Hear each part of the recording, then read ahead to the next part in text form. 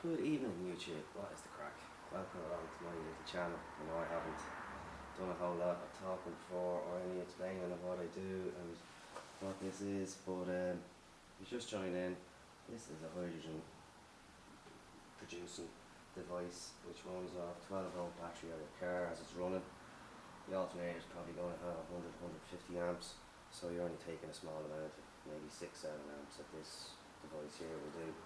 So it's not a whole lot of power. What the output is hydrogen gas mixed with oxygen. Super explosive.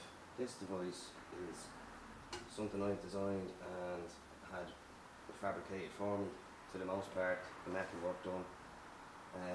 These are the plates that this consists of. The tank itself, that face also has that there. Basically what it is that you have a negative charge, you have two 12-volt positives.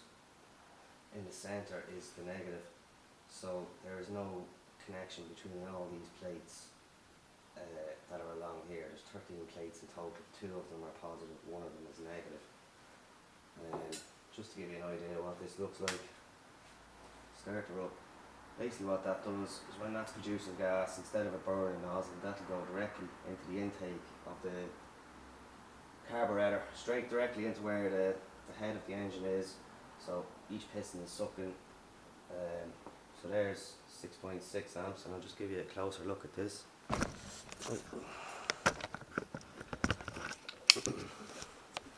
So 13.8 volts, 7 amps. Can't remember what the wattage is there, just off the top of my head, multiply them together. I'll just do a quick example here. So here's the gas production, and then I bump that off.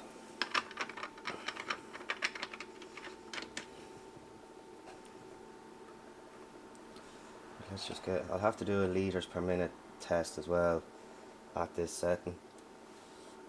So that should start coming out here now soon. It's to pass through a proper flashback arrestor, which is left hand threads. So I had to make up an adapter here myself. Hard to get a male left hand fitting. The female to fit that to get back into right hand PSP. Let me just get here. Jesus. Quick calculation on that power output. So 13.8. You'd expect that to increase as well when when it starts to get warm, resistance changes. So that's 92.5 watts. So let's call it, it's using 100 watts. It's 100 mil by 100 mil. The plates are very tightly sandwiched in together. This acrylic piece here is bolted on, torqued down. Not getting gas just yet.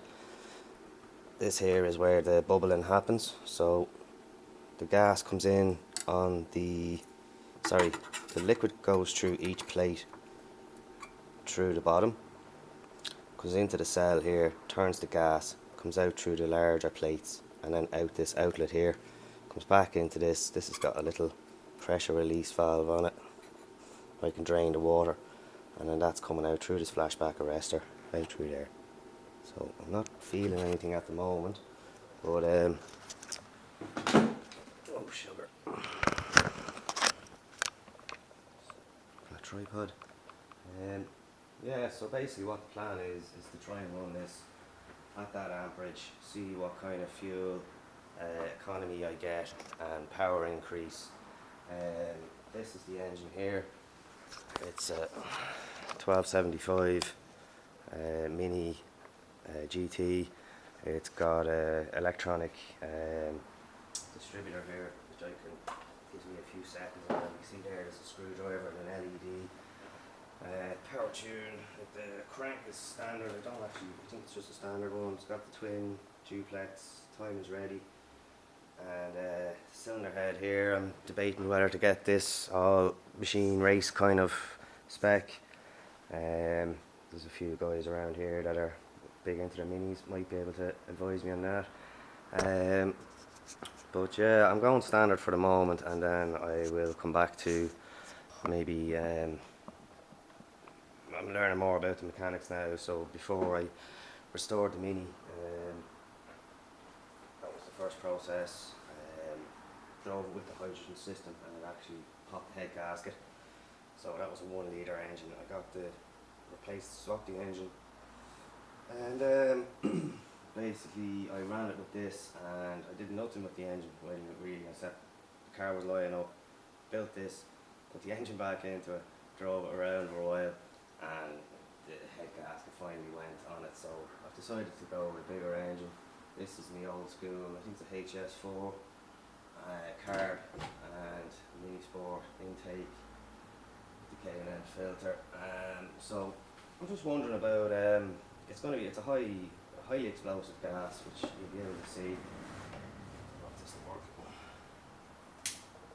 I'll get a flame out of her. I know she is producing.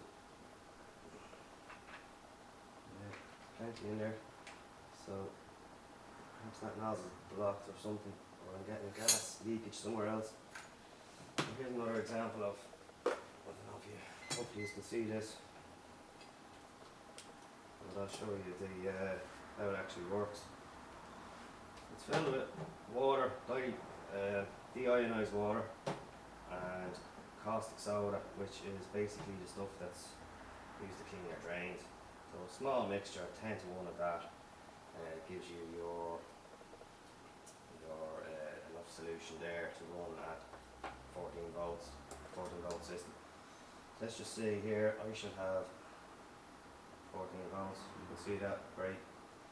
And that voltage reduces, so there's 10 volts, 11 on the next plate, 9, 7, 5, 2, 0.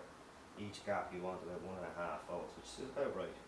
So 14 volts, and 2. It could be 1.5. This doesn't do a decimal. And on the far side then, same again. So in the centre is 0. So 12 volts is travelling through each plate and being conducted on through the liquid, producing the gas, bang in the middle, gas coming back out here as I explained. So I'll do a